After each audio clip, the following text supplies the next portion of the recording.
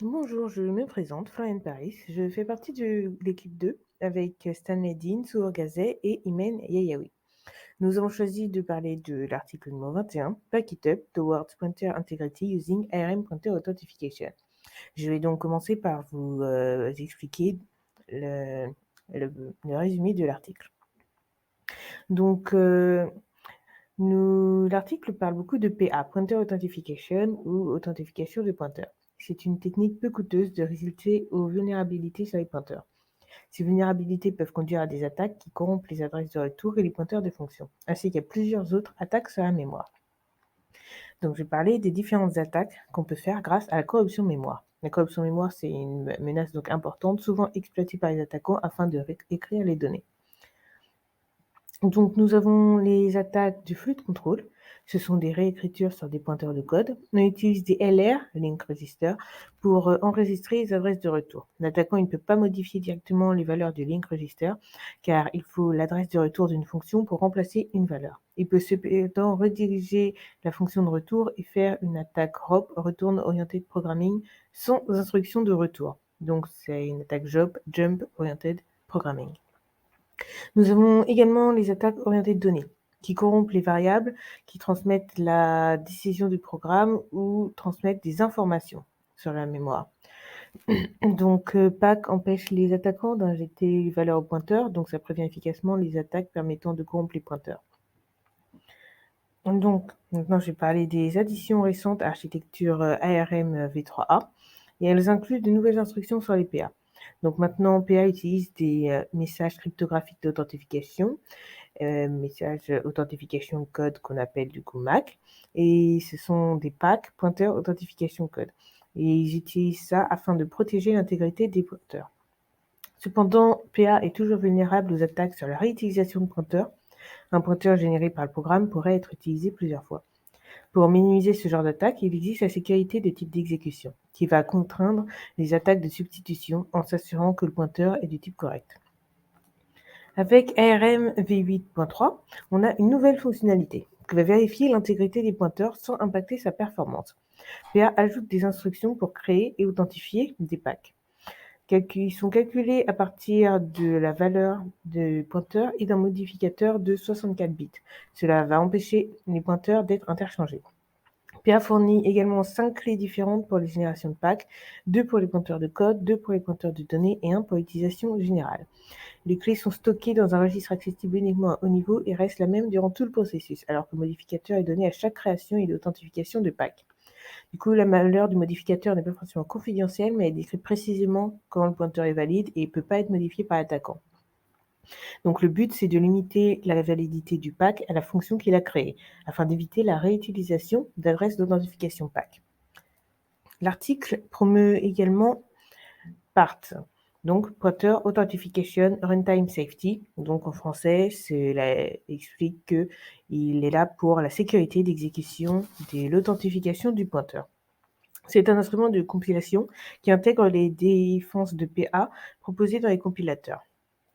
Donc il nous promet l'intégrité des pointeurs, donc le fait de pouvoir détecter l'utilisation de code et des pointeurs corrompus. Le programme doit créer et authentifier les packs quand nécessaire. Pour ça, PARTS protège les adresses de retour, les pointeurs locaux, globaux et statiques et les pointeurs dans les structures C. PARTS analyse aussi le compiler pour identifier les pointeurs utilisés par le programme et émet des instructions PA quand les pointeurs sont créés, stockés, pris dans la mémoire ou utilisés. On a aussi de la résistance aux attaques de PA. On peut résister aux tentatives de contrôle de génération de packs et de réutilisation de PA. PA fournit des clés séparées pour les données et les pointeurs, donc impossible de les réutiliser. PARTS utilise seulement des authentifications pour les data pointeurs qui sont enregistrés, utilisés une fois puis supprimés. Un attaquant pourra utiliser de nouveau un pointeur de données avant qu'il ne soit supprimé, mais les solutions de PA sont combinées avec les CFI garanties, ce qui empêche ce genre d'attaque. On a de la compatibilité, cela permet la protection de programmes existants sans interférer avec leur corps normal. Et donc, si la source et la destination ne sont pas compatibles, PARTS va convertir le pointeur authentifié vers le type correct sans modifier le pointeur pack. Et bien évidemment, la performance. On minimise le runtime et memory overhead en relation avec le nombre de pointeurs protégés. Donc part empêche l'attaquant d'introduire une adresse de retour dans la pile du programme, augmente le PA modifier utilisé pour l'adresse de retour en combinant un identifiant de fonction spécifique avec la SP-value. Donc il est impossible de réutiliser des adresses de retour entre les différentes fonctions sans provoquer de collision de SP-value. Il est cependant possible d'avoir une réutilisation de pointeurs entre deux invocations d'une même fonction. Part empêche l'attaquant d'utiliser les injections de pointeurs dans la mémoire du programme. Cela empêche beaucoup d'attaques qui comptent sur la redirection du code de flux de contrôle au milieu des fonctions. Donc part restreint les réutilisations de pointeurs en renforçant les sécurités d'exécution sur les pointeurs signés. Donc les attaques de réutilisation seraient plus utiles à un attaquant s'il pouvait substituer un pointeur vulnérable avec un qui est de référence sur un objet de différentes tailles ou de types. Donc avec cette restriction, cela bloque les capacités de l'attaquant. J'en ai donc fini avec le résumé de l'article. De la génération d'un pack qui est aussi appelé la signature du pointeur. Il s'agit de passer des paramètres à un mécanisme cryptographique afin de générer un code authentificateur. Il existe plusieurs algorithmes conçus pour générer les packs. Un des plus connus est appelé Karma. Il a été proposé par Roberto Avanci en 2016 et a été conçu en s'inspirant des blocs Cypher Prince et Mantis. Ce dernier prend comme paramètre l'adresse du pointeur, une clé privée et un troisième paramètre appelé modificateur, et produit un authentificateur de 64 ou 128 bits, tout dépend de la version qu'on utilise, mais seulement une partie sera conservée. En effet, le nombre de bits disponibles dans l'adresse virtuelle pour le sauvegarde du pack dépend de la configuration de l'espace mémoire ainsi que l'activation de l'MTE. Sa taille peut donc varier de 11 à 31 bits avec un MTE, et de 3 à 23 bits sans. En théorie, sans clé privée, il n'est pas possible pour l'attaquant de retrouver le pack. Mais le fait qu'il puisse avoir une taille très limitée, par exemple 3 bits, peut le rendre vulnérable aux attaques de type brute force. L'utilisation d'un modificateur est une des mesures qui a été mise en place pour s'assurer que les valeurs des packs soient différentes.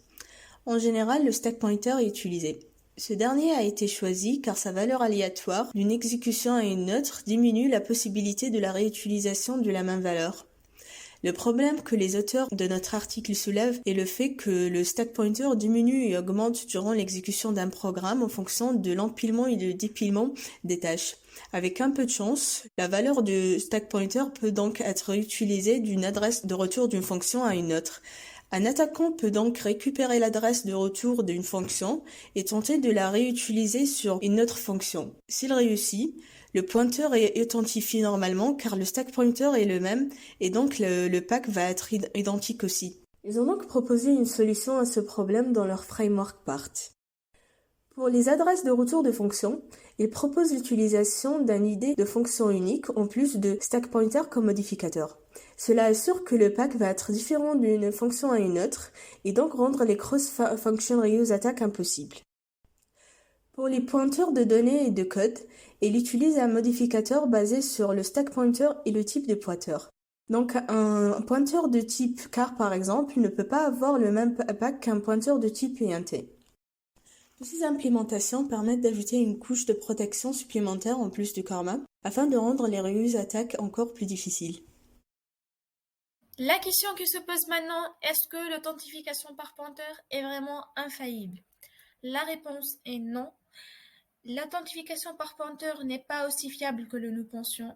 Les chercheurs de l'Institut de technologie du Massachusetts aux États-Unis ont annoncé que la fonctionnalité authentification par pointeur dans la puce M1 d'Apple peut être contournée grâce au virus Pacman.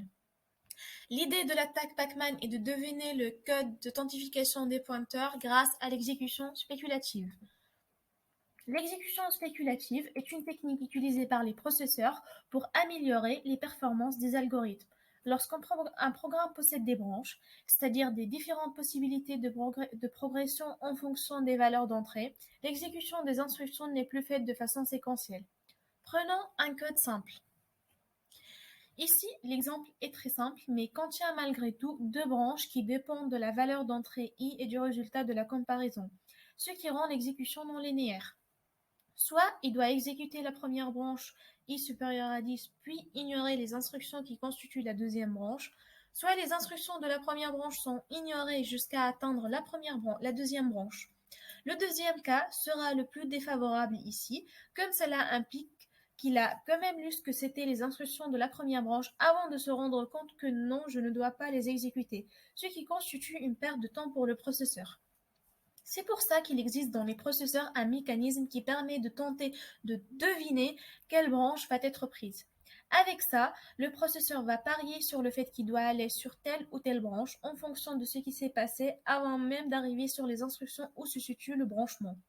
À la suite de ce pari, le processeur va charger, avant que le programme ne soit arrivé à ce point-là, les instructions qui correspondent à la branche sur laquelle il a parié et va les mettre dans son pipeline, prêtes à être exécutées dès que les entrées sont prêtes. Si son pari est réussi, il aura évité de charger des instructions inutiles, il aura gagné du temps. Mais si son pari échoue, il aura chargé des instructions inutiles, auquel cas il doit les purger de son pipeline pour aller récupérer les bonnes instructions à exécuter. Pacman exécute donc de manière spéculative toutes les valeurs d'authentification de pointeurs possibles via un canal latéral micro-architectural qui détermine si la supposition était correcte sans provoquer de plantage du programme. Sur la puce M1 qui utilise un pack de 16 bits, les chercheurs estiment que l'exécution de toutes les valeurs pack possibles peut prendre environ 2,94 minutes. L'attaque est vraiment très rapide. Pour conclure, cette vulnérabilité montre que l'authentification par pointeur n'est pas complètement infaillible. La suspension de l'exécution spéculative avec accès à la mémoire et des instructions de branchement ne résout pas le problème, car cela peut affecter les performances des processeurs. Les vulnérabilités de type mémoire concernent surtout les langages dits unsafe tels que le C et le C++. C'est pour cette raison que des langages tels que le Swift, Go et le Rust ont gagné en popularité ces dernières années. Leurs mécanismes de sécurité intégrés garantissent la memory safety. Le Rust est en particulier un langage en plein essor. Il permet d'écrire du code performant tout en évitant les problèmes de gestion de mémoire avec des vérifications au moment de la compilation. Il se distingue par son principe d'ownership qui garantit qu'un objet puisse être utilisé par un seul propriétaire à la fois. Par exemple, si on passe une donnée à une fonction, on lui passe aussi sa propriété. Elle ne peut donc pas être modifiée par aucune autre entité et la place de mémoire qu'elle occupe est automatiquement désallouée quand on sort de la fonction. Le principe de borrowing vient en complément. On peut passer un ou plusieurs références immutables sur la donnée, puisqu'on ne va de toute façon pas la modifier, on n'a aucune chance d'avoir des problèmes de data race. Mais on peut aussi passer une référence mutable sur cette donnée. Et là, la référence est exclusive. C'est-à-dire qu'on ne peut prêter cette donnée qu'à une fonction ou à un thread. Sinon, il pourrait avoir des incohérences avec, par exemple, la lecture de la donnée par un thread avec, en même temps, la modification de cette donnée faite par un autre thread. Ce principe d'ownership permet de forcer les bonnes habitudes de programmation sans aucun coût sur l'efficacité et la performance, de manière à éviter les attaques de réutilisation de pointeurs. Le Rust comprend aussi que parfois on est obligé de prendre des risques pour effectuer certaines tâches de bas niveau. C'est pour cette raison qu'il offre la possibilité de détourner les règles de l'ownership avec la fonctionnalité unsafe. Mettre le mot-clé unsafe au début d'une ligne de code et en quelque sorte dire au compilateur « Fais-moi confiance, je sais ce que je suis en train de faire ». En écrivant des bouts de code unsafe seulement en cas de besoin, on doit juste vérifier si ces blocs sont vulnérables ou pas. À l'inverse du code C, par exemple, où toutes les lignes de code sont considérées à risque. C'est pour cette raison que le Rust est considéré comme la star du memory safety, et beaucoup pensent qu'il va finir par remplacer le C et le C++ dans beaucoup de domaines.